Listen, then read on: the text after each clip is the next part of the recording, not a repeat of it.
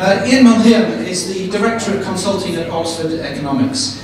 He recently produced Assessing the Economic Implications of Brexit, a comprehensive and impartial assessment of Brexit for economic activity in the UK and the rest of the world.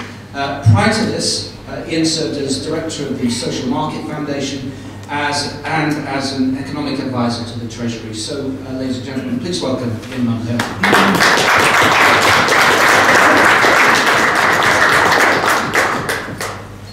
Thank you very much, Glyn, and from the straw poll at the beginning of the evening, you can tell I'm speaking to a hostile audience. I think probably out of the three remainers in here, two of us are speaking. So, anyway, I'll seek to convince a few of you anyway in the course of my comments. Now, I should point out, Glyn mentioned that I work for Oxford Economics, and we've recently produced a big report.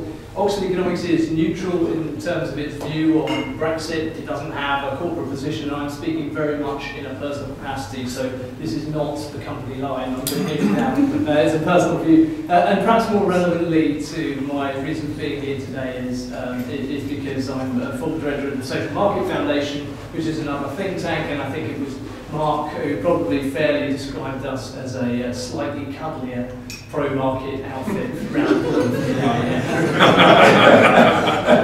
Which is probably about right. And I want to make the case for why it's overwhelmingly the case that free market supporters should vote to remain in the EU. And I'm going to make a few key points. The first is that our past experience of membership, past benefits of membership of the EU have been very large indeed. The first, initially by curtailing tariffs and then by cutting non-tariff barriers. Now, how were non-tariff barriers cut? Well, we heard about it earlier from Graham. Margaret Thatcher and the Single European Act had a huge amount to do with it. Cutting regulations or harmonising and coordinating regulations across markets, that's what opens them up. And there's a few different aspects to this, so let's take a few. The first is the state aid rules, very topical because of the Tata situation at the moment. State aid rules prevent the subsidy of Tata and similar companies, and that prevents a huge amount of rent-seeking behaviour of large corporates lobbying for protection within their own countries. Now, any free market proponent should be in favour of that. And yet, strangely, we see many professed pro-market, free marketeers now claiming that a great benefit of being outside the EU, we can throw money at an industry we fancied, which seems very odd to me indeed. It's totally intellectually inconsistent. The second is product market regulation. We've heard a lot about that so far from the earlier two speakers. And one example of that I found particularly interesting was, you hear all these kind of hyperbolic stories about these crazy regulations and why they're there, and everyone thinks, oh, this must be Brussels Netherlands. And there's an example from the early 90s under the Major government, with a minister hearing that a new regulation had been put in place to limit the decibel, maximum decibel level of lawnmowers. And he said to his officials, what on earth is this about? Go and find out what's happened here. It's ridiculous. Brussels overreaching itself, all the rest of it. And the officials came back a couple of days later and said, well, first of all, we didn't oppose this directive. And in fact, we voted in favour of it. And actually, the UK government was the proponent of it and steered it through the European Council. And the explanation was that the Germans had a restriction on the decibel level of lawnmowers. And so in order to open up the German market to UK exporters, in order to make us all richer, they agreed to accept that decibel limit in order to open up the rest of the EU market. And this is how all of these regulations work. It's a negotiation. If you want the access to the market, you have to come to a deal on the regulations. And that's how the EU works. And the third element, another non-tariff barrier, if you like, is language. English is obviously rapidly becoming the lingua franca of the EU. And one of the reasons it is because of the successful opening up and expansion of the EU to the east. And this is a massive benefit to our businesses, enabling us to trade across Europe. And you might have heard the possibly apocryphal story of one MEP, a French MEP and a British MEP talking. And the French MEP looked at his watch, he had to make it to another meeting, and he said,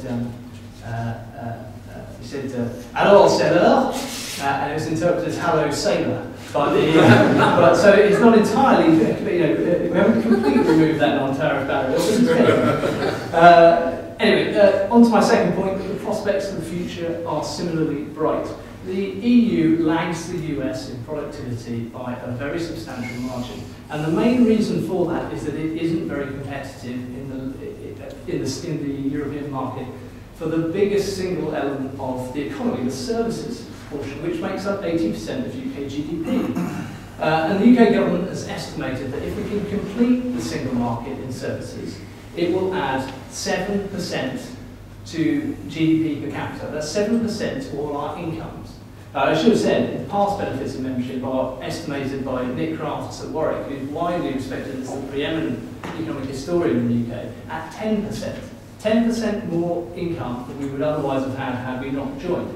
But anyway, back to the future benefits, 7%. Well, how? How can we get that?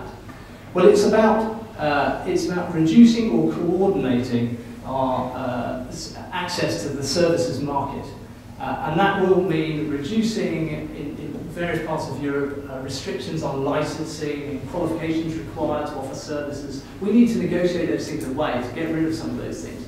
But crucially, we need to get a level playing field so that we can have better competition to make our companies and European companies more competitive and stronger.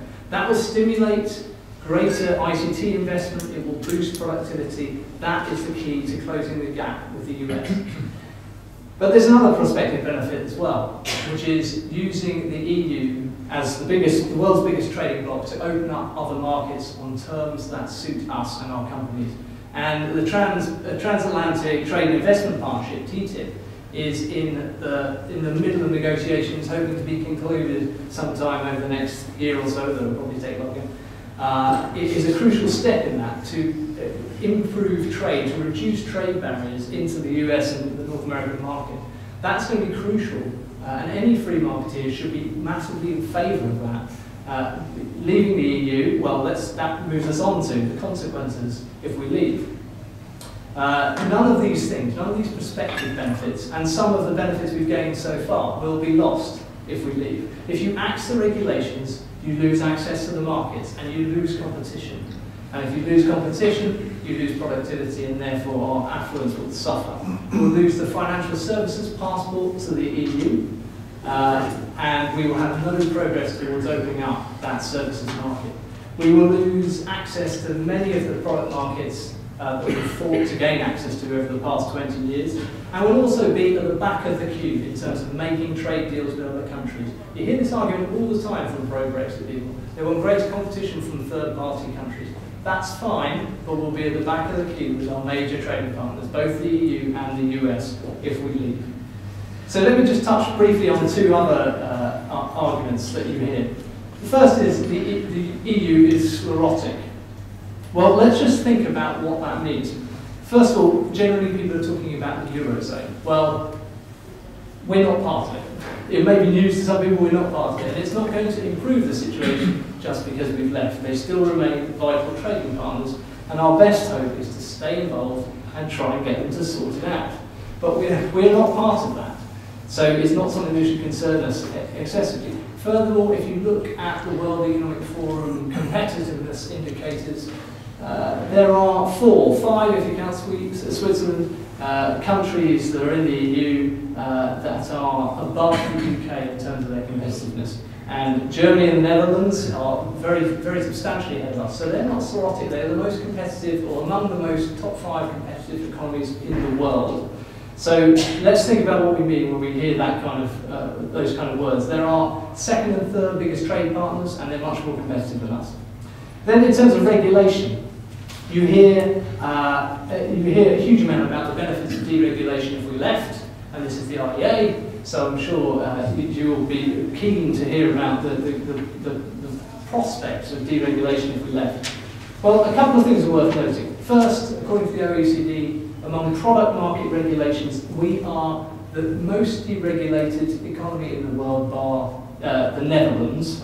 I know the Netherlands is also in the EU, and on par with the US. And in labour markets, we are the 3rd most deregulated in the OECD, after the US and Canada, and not very far behind them either. The EU, 1 minute, please. Okay, the EU is not getting in the way of important deregulations that might make us more competitive. In fact, the major deregulations we could do in this country, which would boost economic performance, are entirely self-imposed. Restrictions on land planning, you might argue the rise in the minimum wage, putting restrictions on the labour market. You know, you can make arguments for these things. They have nothing to do with the EU. So an OE analysis shows that the most aggressive deregulation, under our most aggressive deregulation scenario, post-Brexit, just adds 0.1% to productivity in the long run. This is not a big win. The market, the trade, is far more important to free marketeers. So ultimately, whatever the aims, some of its supporters, Brexit is an isolationist and protectionist agenda. People who want Brexit want to allow state aid. They want freedom to impose non-tariff barriers on various industries they'd like to protect. They want freedom to cut immigration. They want to go to the back of the queue with trade deals with our major trading partners. Markets are powerful tools for prosperity, but only if you let them work. And the IEA knows that better than most. Overwhelmingly, the EU is a force for freer markets than would otherwise be conceivable. And that is why proponents of free markets should vote to remain in the EU. Thank you.